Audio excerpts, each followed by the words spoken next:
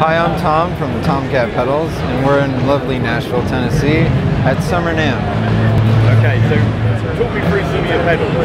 Alright, so here I have just my basic standard lineup of pedals.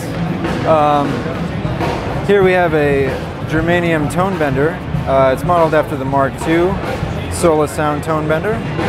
And I just spent the past year working with a friend who's made thousands of tone benders, and he really helped me hone in my tuning process for selecting the transistors for the circuit.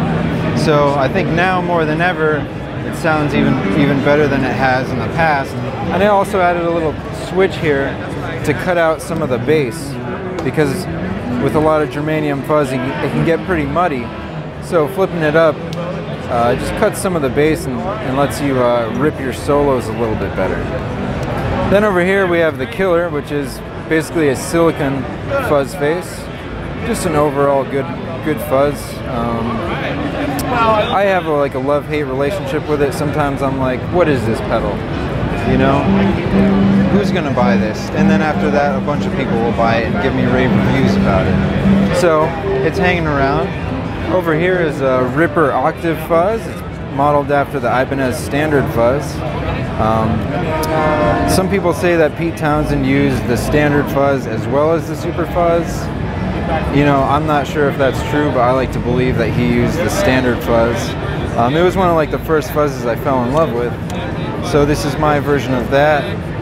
It uses a germanium or silicon clipping phase, and for germanium I've selected these really specific transistors from or diodes from the Ukraine. I think they sound pretty mushy, and that's what I'm going for with that guy. Up here we have two different versions of the Electro Harmonics Big Muff.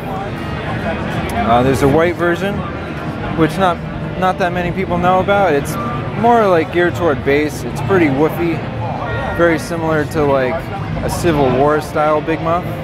I like it because it's really nasty, it really has a lot of low end, and it's really oversaturated and not very crisp. And then over here, on the other side of the spectrum, we've got the Violet Muffler, which is based off a Violet Ram's head.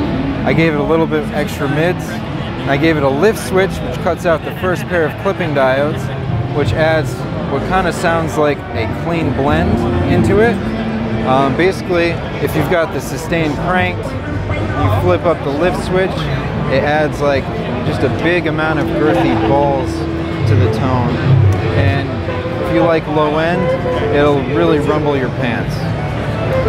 Then over here we've got the Daydreamer Echo Reverb, which is probably my favorite pedal that I make, and it seems to be the most popular pedal that I make. It's basically a simple digital delay into reverb, and you've got separate controls for both. So if you turn them both down, you've just got a regular clean signal, and then you can bring in some echo, and then you can bring in some reverb.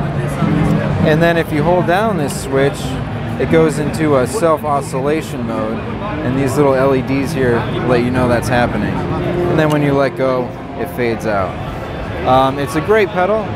I really like it a lot. And I'm also working on a new pedal, which is kind of like a sort of a granular delay synthesizer reverb pedal.